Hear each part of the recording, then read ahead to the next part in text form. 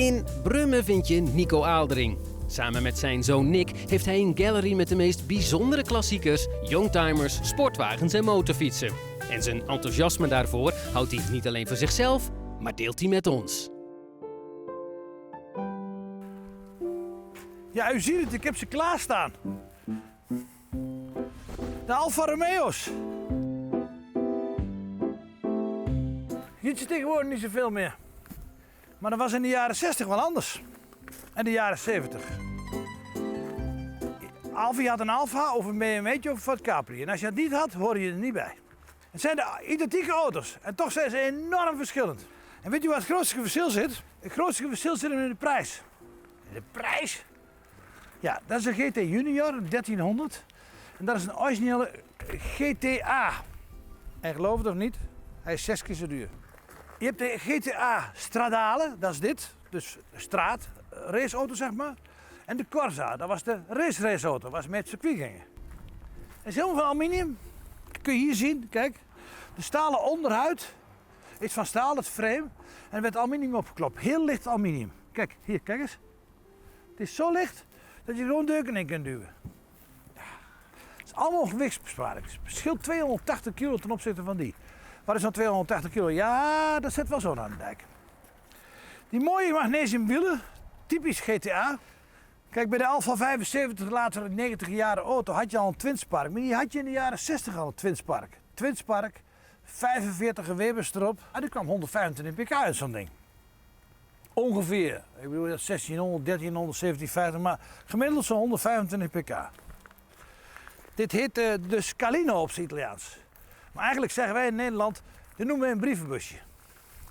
En weet je waarom dat ding nou zo succesvol was? In 1966, toen hadden ze de eerste 7 plaatsen bij de race op Monza. Dat was natuurlijk fantastisch. Goedemorgen. Kijk nou, dat was dat dan.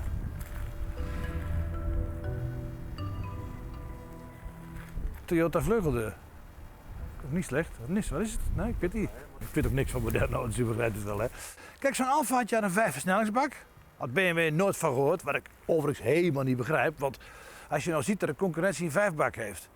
En dat is in 1965 al of zo, of 62 zelfs al. Heb je een 5-bak en dan ga je toch als BMW of als Ford Capri, dan ga je toch zeggen, jongens, we moeten ook een 5-bak hebben. Daar hebben ze nooit over nagedacht, in de jaren 80 pas. Onbegrijpelijk. Dat is onbetaalbaar en voor de echte fanaten. Maar, laten we wel wezen, hoe leuk is zo'n auto? Ik vind ze prachtig. Ik heb ze altijd mooi gevonden.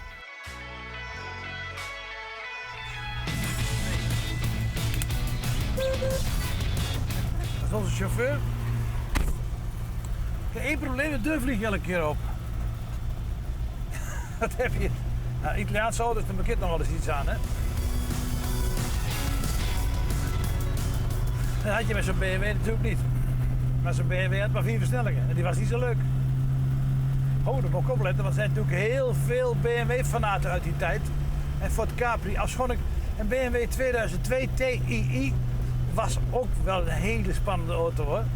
En een Ford Capri 3 liter of 2600 RS, wauw.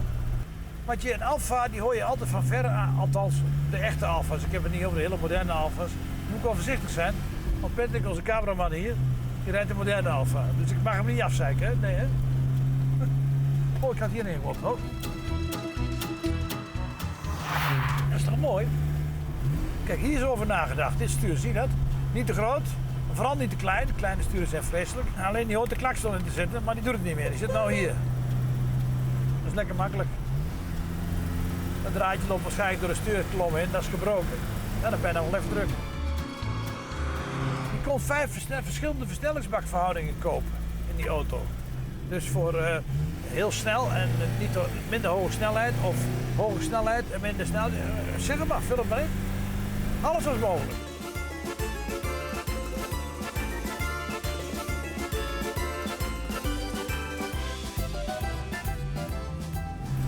Jeremy Clarkson heeft ooit vermeld, u kent hem wel, van dat fantastische programma, het Engelse programma. Als je geen Alfa in je leven gehad hebt, dan hoor je er niet bij. Dan heb je niks met auto's. Nou, ik denk dat hij gelijk had.